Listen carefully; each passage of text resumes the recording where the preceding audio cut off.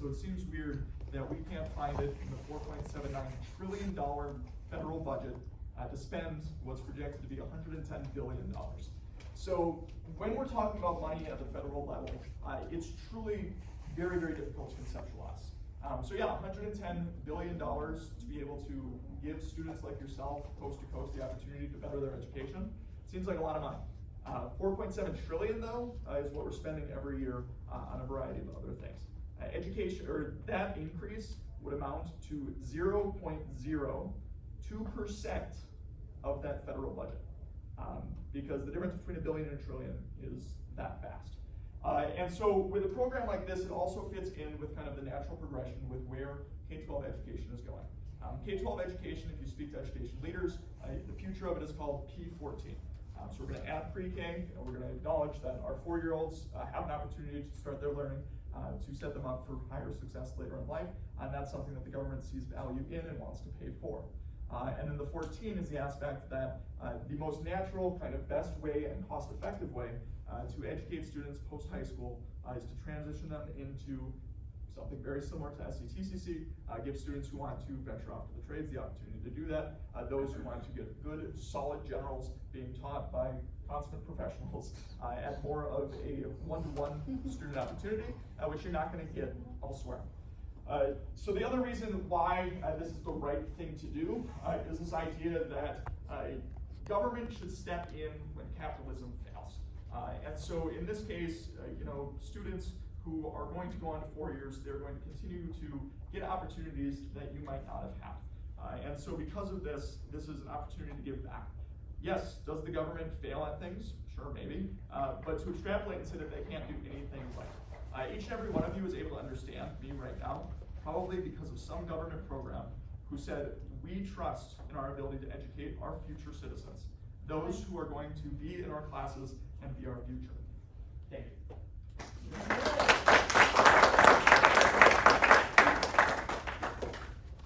I got a 3-minute rebuttal, right? So first, as part of my rebuttal, I am going to agree with much of what Comrade Green said and his socialist agenda. I agree that you pay a lot for college and that your life's so hard because you have to work and this money does not come easy. I agree with all of that, but I would argue that whether you make community college free or not will not affect your life very much. First, they will raise taxes because yes, it's a small bucket out of that big pot of money, but they don't give away money freely. And here's what we know, they're not going to raise taxes on the rich. They'll be raising taxes on you. So you may not pay for it now, but you will pay for it down the road. The other thing is, there is not that much bang for the buck. So we can look at countries that do free community college, or free college, free university, England, France, Denmark, and they have a much higher graduation rate than we do. They have like an 80% graduation rate. Compared to us, we're about a 60% community colleges in America. However, if you actually, that's kind of deceiving. That sounds good on the surface. We'll raise our graduation rate to 80%.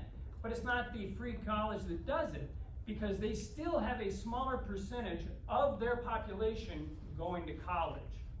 They still only have about 36% of their population going to college, whereas we have about 46%. So even though college costs more, we still have a higher percentage going to college than they do. The other thing that Lou talked about was this idea of the government. And again, I do want to bring that in because I talked about it last time a little bit, that I'm not sure I can trust the government to get involved in your education. I just don't think that is a good idea, and they will be involved. But the other issue when we talk about the government getting involved is what we get to teach you. And he talked about K-12, and again, K-12 is a great example of that. K-12 is a mess, and part of K-12 is a mess because the government has made it a mess with all their various policies. So college is and should remain independent. And the other thing is, if they start treating college like K-12, they're going to still treat you like your children, because that's what they treat K-12. And what is one of the big movements in the K-12 right now in America? The parental rights movement, meaning parents want to come in and tell the teachers what they can teach. Parents want to come in and tell the school what books they could use. And I'll tell you right now, we got some teachers in this audience, and one thing they don't want is to have to talk to your parents. I don't want your parents telling me. Your parents should not have to approve my curriculum, because we're trying to teach you a broader view. That's the whole point of college. So by making college free, we're inviting, and yeah, we're going to save you a little money, but again, not that much. Okay, thank you. All right. So my baby boomer colleague over here, he labels me this communist, socialist comrade because that's what they used to do, and that's what brought about Reaganomics. That's what's brought about this shape that America's in. But Gen Z, kind of the upcoming generations, they're ready to handle the reins because they paid attention in government class, unlike Mr. Kapitsky here. This idea that he keeps bad-mouthing the government, but if we are a democratic republic, we are essentially the people that create our government. So all this while that he's saying that the government is terrible and awful, he's saying that directly to your face. Additionally, he did go to college with my dad. They went to the, where did you go? Do you want to tell him or do you want me to tell him? How much did you pay for your tuition? I have no formal education. Sure. He attended the U.S. Air Force Academy. He did not pay a single cent, but got to attend one of the most premier institutions in the nation. Paid for who? The shadowy government scary thing. He is a highly accomplished, highly achieved individual, and despite his lapse of judgment in this current debate, he is highly capable because of the educational opportunity that our U.S. government provided him. Why not vote in support of allowing the U.S. government to start making the change to make our community colleges as strong as our U.S. Naval Academy, our war colleges, and our Air Force Academy.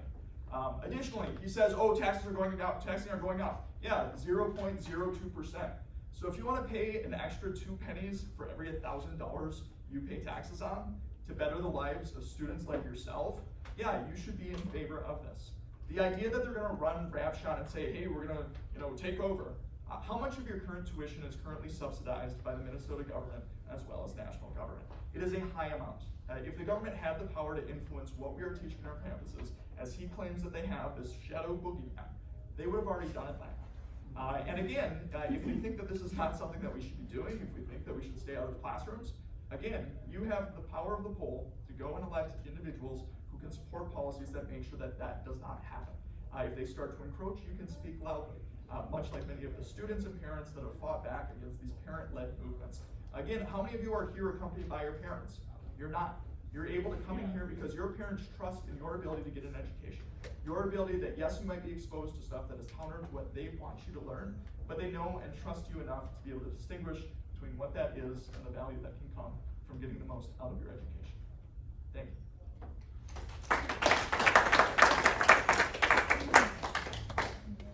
2 minutes, final statement, Mr. Kapitsky. Final statement. And I'm not going to argue much on my final statement with Lou, because many of the points he makes are correct. Your parents do trust you, maybe. I don't know your parents. But here's what I am going to argue, in addition to the government, and again, I do believe the government will step in. I think it would be almost naive to say they won't. In fact, anybody that sees what goes on in our legislature knows they are banging at the door all the time. And it's only our independence that keeps them out. If they had their way, they would be coming in here telling us how to teach developmental education. And they try, but we keep them out. We would lose that ability. But more importantly, I think the way community college is set up, and higher ed in general, where you have to have a little skin in the game, and yes, it is hard, and yes, you do work, and that is, to me, what we respect about it, that it is something worthwhile. It is something you're willing to work for. And Luke, as a gambler, knows that when you watch a football game, it is more exciting when you have skin in the game. When you gamble, all of a sudden you start paying attention to the games. If you're not gambling, it's just interesting, but you don't pay that much attention. It's the same thing with education. When you're paying for it, it is your education. And you have skin in the game. And I think that's important to motivate you to do the right thing, to follow your dreams, but also to become educated based on the money you're spending. You're paying for it. It's like when you buy something of your own, it's yours, instead of just being a gift. And higher education should not be a gift. It should be yours to own. So that's why I think you should continue paying for it, even though it is a little painful. Thank you.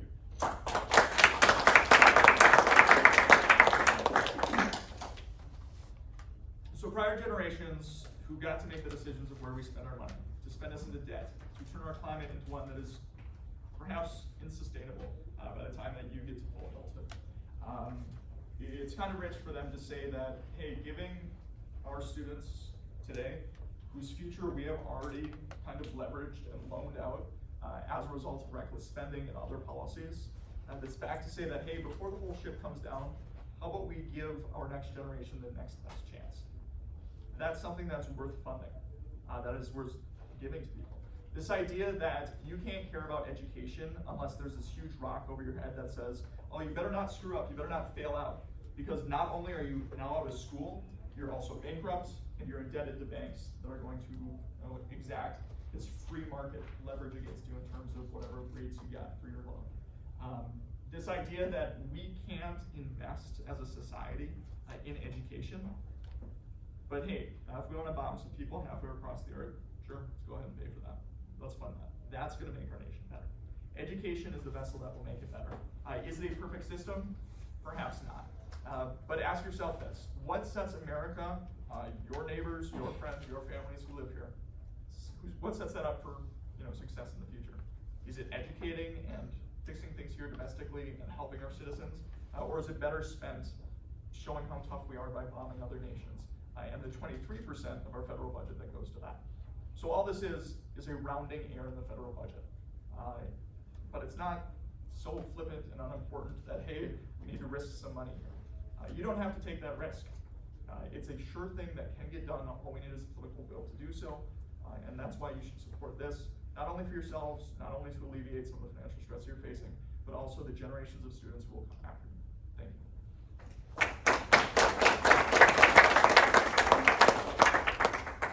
All right, now the fun interactive part. You get to vote. So go ahead. Are you blue or are you red? And then we'll talk about where we went right, where we went wrong.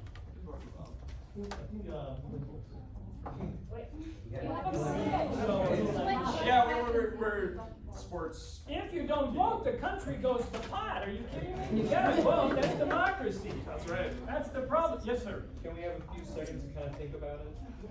Oh, sure. Go ahead. Talk about it if you want, and then vote. We took him on an emotional roller coaster about it. Yeah, It's a time that's process. We're going to talk about it, and then you can vote blue or red.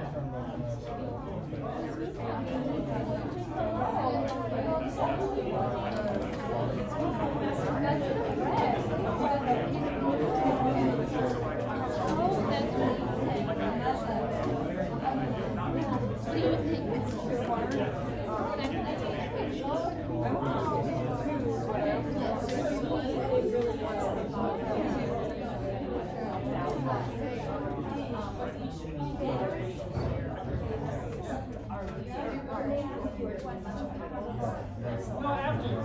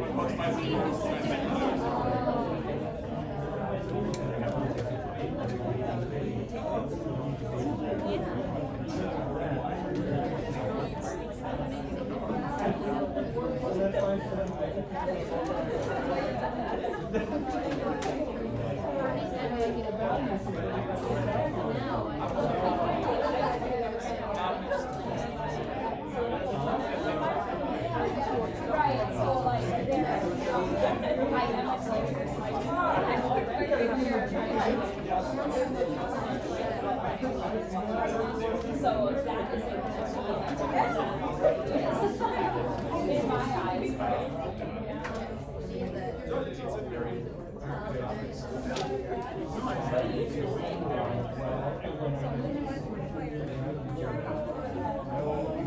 what All right, everybody ready? Everybody ready? The voting day is here. All right, Luke and I already cast our votes. We voted for each other. So go ahead, are you voting red or blue? Are you? And yeah, don't forget, I do give you a grade for some of you. I'm blue, his side is red. Go ahead, hold up your stick, blue or red? Look at that, hey, that's a pretty good split decision as you look Do around. you want the impartial person to count? Impartial, the person who's been married to you for 30 years? I think, looking at it this way, I would agree, would you agree it's a tie? Sure, this is good, it'll carry it over, we'll carry it over to the next. Alright, so the next one, yeah. So anyway, so somebody could ask if they could ask, any question? What was your question? Oh, who had a question? I do have a question. Government-based money for K-12 schools, Yep, government pays K through 12. but the students don't know about what the government pays that money to the school. Because they just go to school, they study, they come home. Yeah. But the college students don't know what the government pays, because the federal money comes to through to them, and they can say, oh, I can take this class, I don't want to get this class, or they can minimize what they want to take. Yeah. So, for my idea is it, K-12 schools free or for free? Again, define free, like somebody has to pay for it. It's So- free for the student and the parents, but it's paid for by the state. What about the college? Because the government also pays the college. Government pays, not all of the costs, so the government pays roughly half. So half of our funding comes from the state already, and then half comes from tuition, roughly. And that's true of all public universities like University of Minnesota Duluth, Mankato State, Bemidji State. You see that word state in it, or any of the community colleges. Part of the cost of the college is paid by the state. If it's a private college, then the state doesn't have to pay any of it, and sometimes does, sometimes doesn't. They get federal aid and stuff. Federal Pell Grants. Yeah, they get Pell Grants, that kind of thing. But like St. John's, St. Ben's, that is a private college, so the government is not paying part of the tuition purposely, at least, although there's still grants available. Good question. Anything else? Yes, ma'am. So the part where you said the government will come in and dictate what we learn, right now when I pay the tuition, I don't choose what I'm being taught, so how would that? How would that, well, I would say and it is, so let's talk first about what we did right, what we did wrong. How should you evaluate the debate? All right, so first, were there any fallacies? Uh-oh. Well, it shouldn't have been them. What'd you see for fallacies? Some of my logic class, we talked about these just today. What was one of them? I know that Mr. Green committed like a straw man fallacy where he started attacking you personally rather than attacking the points. Yeah, or ad hominem, yeah. So that's, there was lots of straw manning going on, and so oftentimes they don't fit in neat categories. So his idea of calling me a comrade, so that's part ad hominem in the sense that the Red Scare, because that's his generation again, he's fearful, the Ruskies. They're scary people. But then also it kind of acts as a straw man too, where he's kind of pinning me on that ideology, which at no point had I expressed support for. That's right. And supposedly he was doing something that is socialism, which never was the case, yeah. So that's it, yeah, so kind of not really name calling, but all of that is fallacies. There was the ad hominem, so where he kind of called me a hypocrite. So even if I'm a hypocrite, does that make my argument wrong? No, that makes my character wrong. His argument's wrong just because it's bad. That's right, the argument stands on its own, as good or bad, but yeah, noting that I got a free education, that doesn't necessarily, yeah, it makes me a hypocrite, but not necessarily having a wrong argument. There are a few other things, appeal promotion. Slippery slope left and right with this guy. Yeah. This idea that if we give the government an inch, they're going to take full complete control. Could that happen? Yeah, maybe. Would it? Probably not, but there is that possibility. Yeah, You yeah. take one step, that's If gonna it start. happened, I don't know, it depends on the state. If you were in Texas, might it happen more? Or Florida? Maybe. All right. Get floated up to Massachusetts. Yeah, let's just get flown to Massachusetts. You say the slippery slope, it may or may not happen. The military is a perfect example of it happening. Ever since Bush, we've been dropping more and more bombs every year. Yeah, no, that is true. And so a slippery slope fallacy is where we look at cause and effect, and where I claim there will be an effect, but I don't really give evidence to support that. So I gave partial evidence. I said, well, you can look at Texas and how they're trying to control K through 12 because they paid for it. But I was going to go full on slippery slope, saying, well, if we give free community college, then we have to give free university. And if we give free university, then we have to give free graduate school. Because why are we making these arbitrary distinctions? So giving free community colleges just means we're going to start paying for doctors to go to school, and then they'll come out making, 6 times the money you do. Does that seem right? No, but that would be a slippery slope. The mere fact that you get free community college, there's not a thing where I can say A will lead to B, will lead to C, will lead to, well, doctors getting free education, or lawyers getting free education. So you can't really make that claim. That would have been a slippery slope. And then kind of to that point about the increase of militarization, that whole complex, like that's been going on since probably the beginning of our nation. But it's kind of what just happened there, this idea of, oh, well, you saw that it can happen here, so it's gonna happen with school too, is a form of a false analogy too, where it's this idea that, yeah, just because incremental things have led to catastrophic change, doesn't mean that this would be a case that would actually happen. So again, kind of a segue back to the slippery slope is this idea that if you are going to say that one step here leads to terrible consequences down the line, you need clear, direct kind of backing and warrant and evidence that that cascade will in fact take off. Is there always that potential for fascism to creep into any government program? Sure, I guess. But to say with absolute certainty that that's where we're headed, at that point you're just playing with what ifs. And if he gets to play the what if that it's all gonna go to crap, I can say, we're gonna be in a utopia soon. Like, look at how great this is gonna be, and look at how wonderful life's gonna be. And so with that, if you can keep it focused at the immediate, what is the immediate consequence, and the predictable outcome of that. And by the way, we both agreed. When you were talking, we talked and said, yeah, this is a difficult decision. So regardless of our arguments, I'm still not sure which way I'd vote. Seems a good idea on the surface, but there may be some issues to deal with down the road. I would be contingent. I would be in favor for it as long as we revisit the whole way education is paid for, along federal. And done, too. Yeah, it's this idea of if we're gonna pay to drop bombs just because we want to and it helps some military contract we have, then maybe we can also educate ourselves at the same time. But if we are gonna take a serious look at what our values are as a nation, what we wanna fund, simply paying for community college is a bandit, right? Success rate, he said 60%. It's usually 20% within 5 years. And again, depending on where you get your numbers from or whatever. But the graduation rate at our community colleges is not great. So paying to go to an institution that's broken isn't a good idea. It's like pouring money into a bad car. You gotta fix the car or buy a new car, then buy everybody back working the car. All right, but let's have some fun. So how many of you wrote down what would you do? Is that what it's called? Would you rather? Would you rather? WYR. How many of you want to come up and debate? Can I ask a question? Troublemaker. Go ahead. So you both threw around, and I'm still kind of hoping for an answer for the question that came from the back row. But one of the question I had, you both threw around numbers, money and percentages and all that. And I hear that a lot when people are debating, when people give speeches, they throw around numbers a lot. And I always wonder if they're just kind of making up the numbers. Sometimes. To prove a point, or did you make up numbers, or did you actually do research before you did that? I did research. Oh. I think I read the same all-college article that you did. Probably, yeah. And you can look at the numbers, but then again, you gotta look at the source of the numbers. And yeah, and she asked, the numbers, were they good? And the answer is one, always be suspicious of statistics.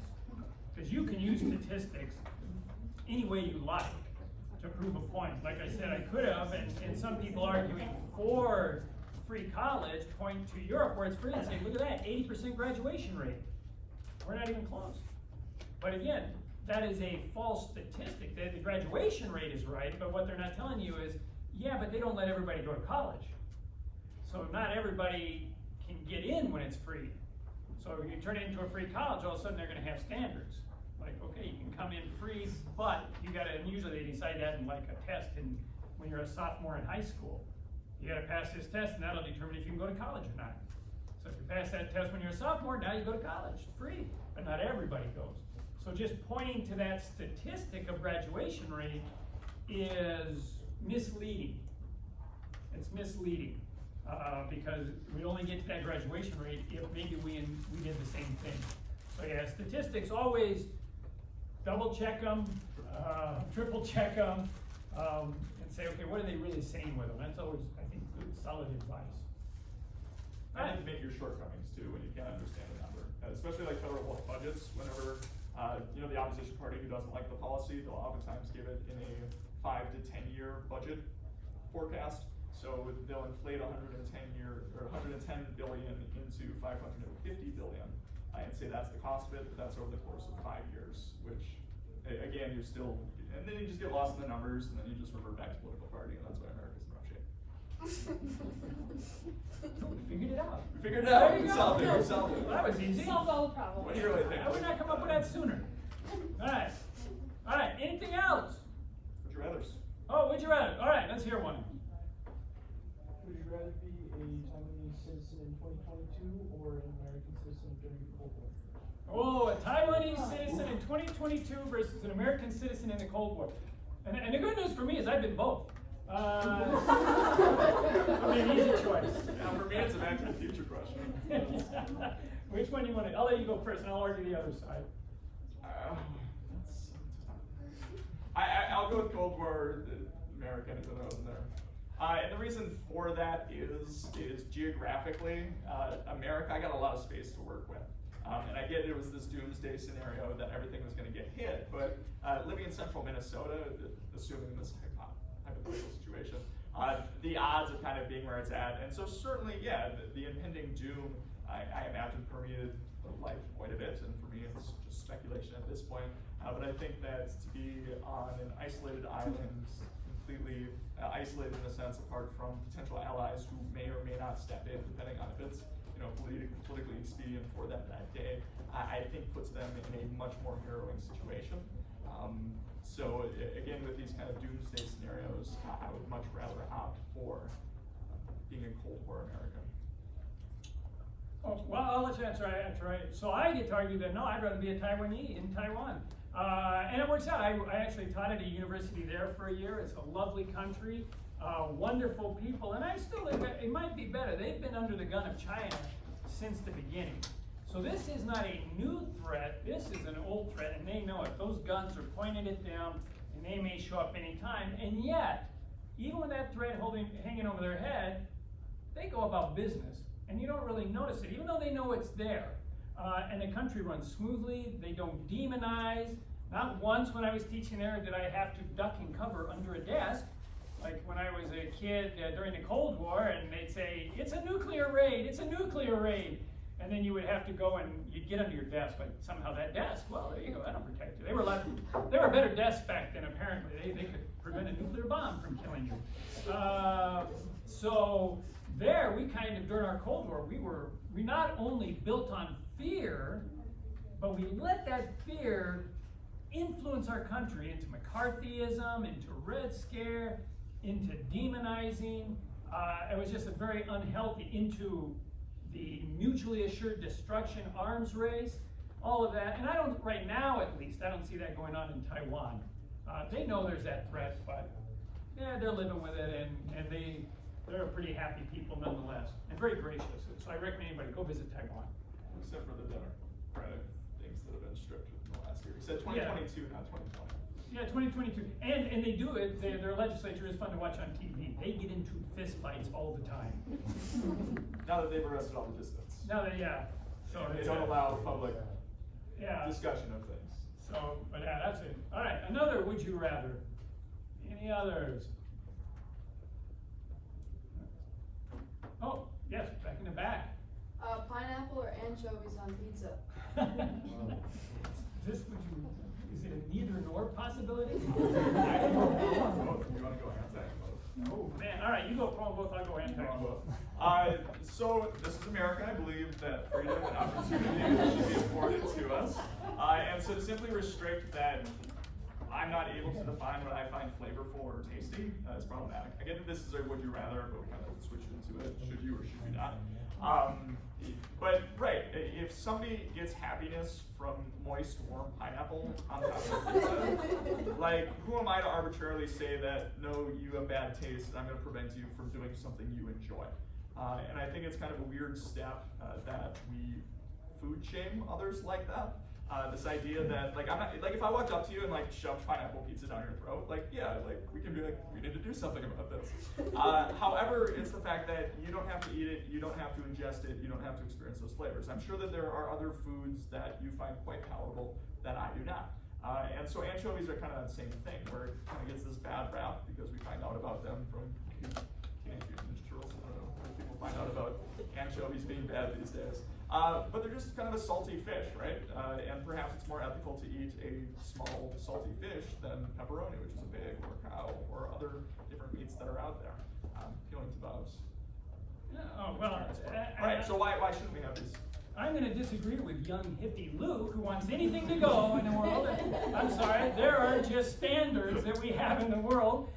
I don't mind nudity in a home. I don't want nudity in a classroom. We got standards that we're going to live by. And some things just shouldn't happen. Anchovies and pineapples on pizza, that is an abomination.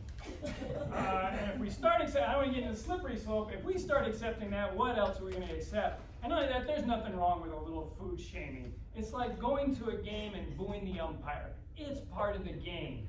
So if somebody is with you and they order pineapples and anchovies on a pizza, shame them. Shame them now. That umpire is somebody's child. Help him, and care for him. He has a family, he has feelings, he's a human being. But Bob doesn't think that we should respect that, all because he has a problem with your individual choices. So it's okay for him to be a nudist. He can make that choice. He can make that choice and put that image in your head as an instructor. But I can't eat it. Like, what is doing more harm? The fact that I ate pineapple pizza or that image in your head? And you know why I can put that image in your head? Because the government does not control higher education yet. Oh, thank you, Luke. Which is why you should fund education to the government. All right. I think that's it. We'll end on that low note. So, if you have ideas what you want us to debate in the October debate, put it down. And again, put your email address. We'll contact you. If you are in my class, or you're doing this for extra credit for somebody else's class, put your name on the paper and the teacher will distribute it to the proper authorities. Other than that, thank you for showing up. Appreciate it. We can debate.